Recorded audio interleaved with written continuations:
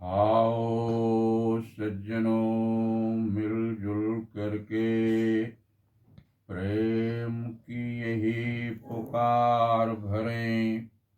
प्यार सजाता है गुलशन को और नफरत वीरान करे।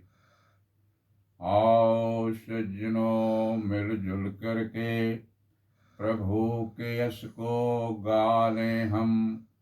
जिसके लिए मिला तन चोला, वही काम निपटा लें हम। आओ सासंग जी, काफ़ी देर से आप संत महात्मा ब्रह्मज्ञानी भाई बहन प्यार का पैगाम लेकर के संदेश देते चले जा रहे हैं। दास को समझाने की कोशिश किया कि आज माता जी की छत्र छाया में उनकी गोद में बैठ करके हम संत महात्मा बहुत खुशहाल हैं और जो संदेश जो पैगाम परमात्मा ने हमको बख्शी है उसे हम भरपूर लोगों में बांट रहे हैं। और सत्संग जी, परमात्मा का संदेश है कि हमने आपको 84 लक्ष योनियों के बाद इंसान के चोले में ढाला है। इंसान को ही भक्ति करने का सत्संग जी, भक्ति करने का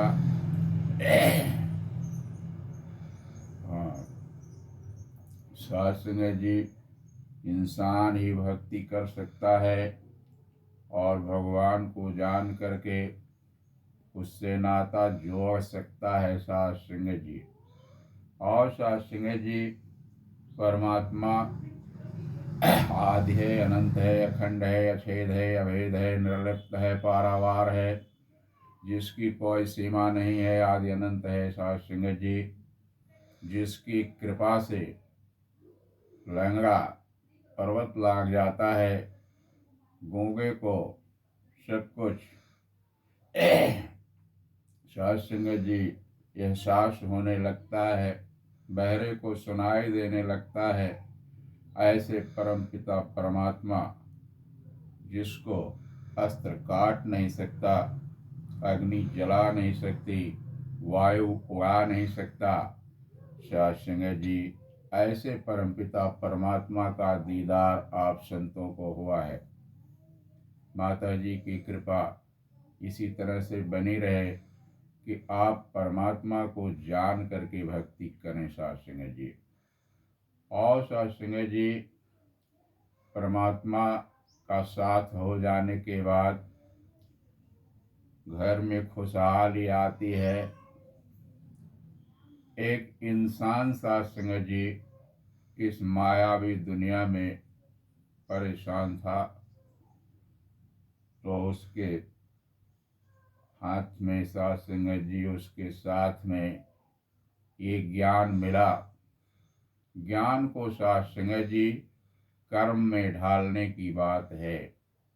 गुरु से ज्ञान को प्राप्त तो किया, लेकिन उसको सत्संग जी किस प्रकार से हम प्रयोग में ला रहे हैं, यह भक्तों के ऊपर सत्संग जी प्रश्न बनता है। एक बहन बहुत परेशान थी। उसने कहा कि क्या सतगुरु मेरे दरवाजे भी कभी आएंगे? तो सतगुरु ने कहा कि बिल्कुल आएंगे। डेट तय हो गया, समय तय हो गया। तो सत्संग जी, सतगुरु की गाड़ी उसके दरवाजे पर पहुंची। सभी संत महात्मा गुरुदेव के साथ में थे, लेकिन बहन अपने घर से फरार थी। तो गुरुदेव ने कहा कि निश्चित है वह कहीं और जगह जा करके परमात्मा को खोज रही होगी। तो लोगों ने तलाश किया, वह बहन एक मंदिर के द्वार से निकल रही थी। अगरबत्ती माला फूल ली थी साथ संगत जी, पूजा करके आ रही थी। तो संत महात्माओं ने कहा कि गुरु का आदेश था कि गुरु आएंगे आपके घर, तो क्या आपको ये विश्वास नहीं हुआ कि आएंगे और आप अपने घर से बाहर चली गई हैं? तो उसने कहा कि हमने सोचा कि गुरुदेव के आने के पहले हम मंदिर हो आए। तो संत महात्माओं ने कहा कि क्या आपको गुरु में भगवान नहीं दिखाई देते हैं? कहें कि भाई चाहे जो भी हो लेकिन मंदिर तो जाना ही पड़ेगा। तो संत महात्माओं ने कहा कि गुरु ने यही ज्ञान दिया है कि आपके अंग संग में राम है, आपके ऊपर नीचे राम है, आपके अंदर बाहर राम है। राम की तलाश करने आपको कहीं बहुत दूर नहीं जाना है, बहुत धन दौलत खर्च करने की बात नहीं है। साहब सिंह जी, एक समुद्र में बड़ी मछली छोटी मछली से मुलाकात हुई तो छोटी मछली ने कहा कि मछली रानी, समुद्र कहाँ है? बड़ी मछली ने कहा कि समुद्र में ही तू चल रही है, फिर रही है, खा रही है। समुद्र में ही तू पैदा हुई और समुद्र में ही तेरा अंत हो जाएगा। तो इस प्रकार से साथ संगत जी, ब्रह्मज्ञानियों के लिए सद्गुरु ने बताया है कि जल में कुंभ, कुंभ में जल है, बाहर भीतर पानी, फूटा कुंभ जल जले समाना, बूझे सो ब्रह्मज्ञानी। एक घड़े में पानी रख करके उसके मुंह को बांध करके एक जलाशय में डाल दीजिए, कोई डंडा लिया उसको फोड़ दिया तो दोनों पानी एक हो गया, फिर पानी अलग नहीं हो सकता है। उसी प्रकार से आत्मा में आप, परमात्मा में आप चल रहे हैं, फिर रहे हैं। आपकी ये आत्मा इस शरीर में बंधी हुई है। जिस समय इस शरीर से आत्मा निकलेगी, इसी परमात्मा में विलीन हो जाएगी।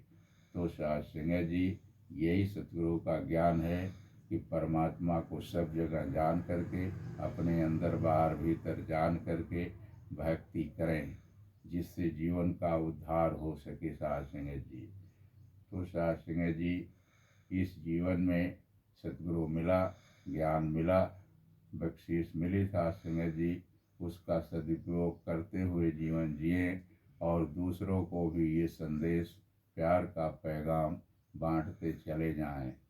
साथ संगत जी, बोलिए श्री सतगुरु भगवान की जय।